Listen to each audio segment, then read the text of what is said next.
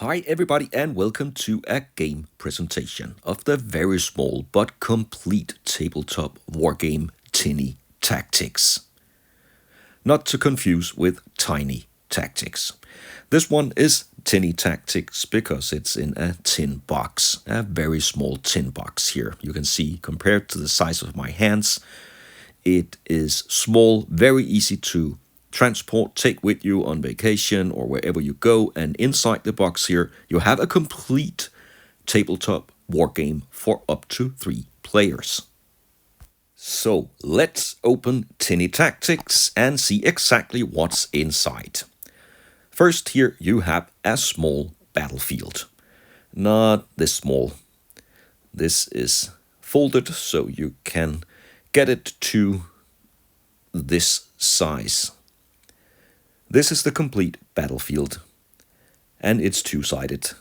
So you have two different versions, one with more obstacles, in this case rocks, that will block your line of sight. So that was the battlefield. Then we have 3 complete armies. The individual units are made of a good quality cardboard that you have to push out when you first receive the game, but that's easily done. Next up, we have the instructions for the game.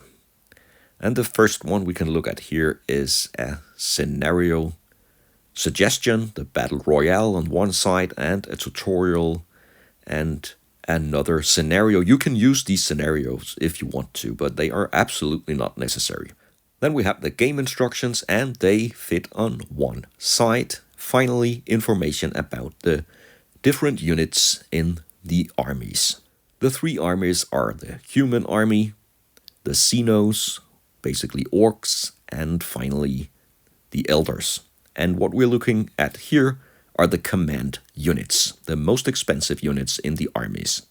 On the other side, the regular foot soldiers, the hussar, the human unit, goblins, and finally Siava, I guess they are called, the elder foot soldiers. And there is a point value on all the units, so you can easily calculate the value of your army and make the armies balanced when they face each other. The human commander, the Titan, is by far the most expensive unit, way more expensive than the orc. Now let's take a look at the unit tokens. Here we have a goblin, and there are 4 stats on the tokens. First here, the armor value that you have to beat to hit the unit, then move range, then we have shooting range, and finally hit points. The goblin here has 1 hit point, so if you hit this goblin, you will flip the token and the goblin is no more. Only 1 hit point. Then let's check out the commander of the Xenos, the orc here. Also armor 3, but can move 2 and shoot 2 and 2 hit points. So the first time this orc is hit, flip the token and he will go down to 1 hit point. And the next time, he is done. That's really easy and well done. You have all the stats on the tokens, no need to check out any rules or forget the stats. They are right in front of you. Let's check out another unit here, the human biker, the hussar, with an armor of 4, a move distance of 3, shooting range 1 and 1 hit point. And here we have the Titan, the most expensive unit with 5 armor, only 1 movement, but a shooting range of 2 and 2 hit points. And of course, the third and final Eldar army will be slightly different. The instructions here are also really simple. First, choose a scenario, and you can pick one of the scenarios in the box or do your own, as I have done here. Then determine which army will start, and then let's go. When an army is activated, you activate all the units, and they can move or attack, and they can also move and attack. They can move and attack diagonally, but they cannot shoot or move through obstacles or other units. Fairly simple. When a unit attacks, roll a d6, and if it's equal or greater than the target's armor class, it's a hit. And finally, the win condition.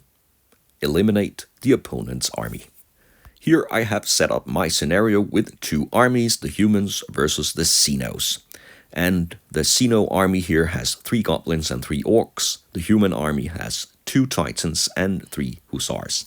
And the points calculated are fairly even. The orc army are 48 points and the human army 47. And the roll-off here, the Xenos, will begin. So now all units can activate once. This goblin will move 1 square.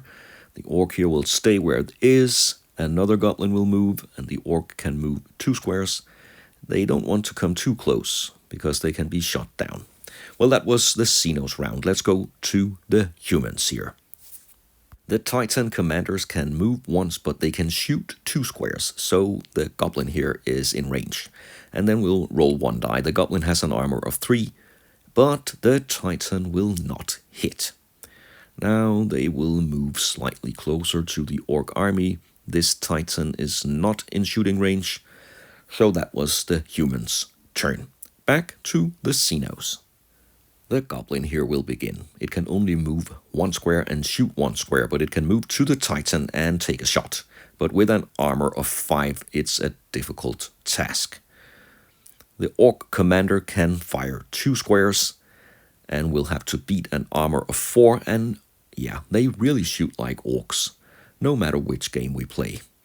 So the rest of the units will move. This orc can move 1 square here in the middle and will target the hussar. And it's a hit. The orc will shoot down the human biker here and will flip the token. He is out. First casualty of the battle. The Xenos have the upper hand. Well, it's the humans now. What will they do? Move down here and take a shot at the goblin, only with an armor of 3, and it's a 6. The goblin is splattered out. Next unit will target the orc commander, and it's also a hit. The orc only has an armor of 3, but 2 hit points, so we'll flip to the side with 1 hit point left. And maybe this unit can take out the orc commander for good. He will take his 2nd hit and he's out. The Titan here will activate and will stay where it is and target the orc. And it's a hit. Only 1 hit point left for that orc. A bloody round for the Xenos. Now it's their turn. The goblin here will have to move to get close enough to take a shot at the hussar. And it's a hit. Finally, a goblin that can shoot. He will shoot down the biker. And the orc commander will also move closer. His target is the biker down here, and he will also hit. 2 bikers down within the blink of an eye. Can they eliminate the entire human army? No, that was really close.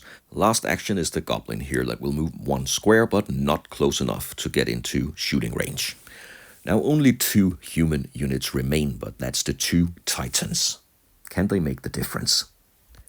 The first one will move down and take a shot at the orc, but no hit. The second one will target... It will move first and then target the orc. And it's a hit. And with only 1 hit point left, the orc is eliminated. But that was all they could do. The Xenos will activate again. This goblin will move into firing range. He needs a 5 and he will not hit the Titan. The second goblin will also move 1 square to be able to take a shot at the second Titan. And he has been on target before, and he is so again. The Titan will suffer 1 hit point of damage, and the orc commander will finish him with a roll of 6. That looks very, very bad for the humans. And this Titan will shoot the goblin. So it's 1 remaining Titan versus 1 goblin and 1 orc. And there is no escape. They will have to approach each other. So what will they do now? The orc will move 1. He's not into shooting range. No, he will take the chance. He will move close and he will hit. And that's a great shot that will finish off the human army. The Xenos stand victorious. So that was a quick example of how you really fast can set up your scenarios, field your armies, and of course the army included in the box is way bigger, like seen here, but you can calculate the points like I did and make the battles smaller or bigger.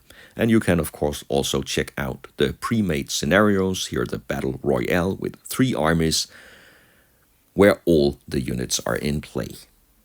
It is what it is. It's fast and it's simple, and I think we get the most of what we need in the box. One thing I could have wished for could be obstacles that you could move around. That way you could create a variety of battlefields instead of just the 2 sides here.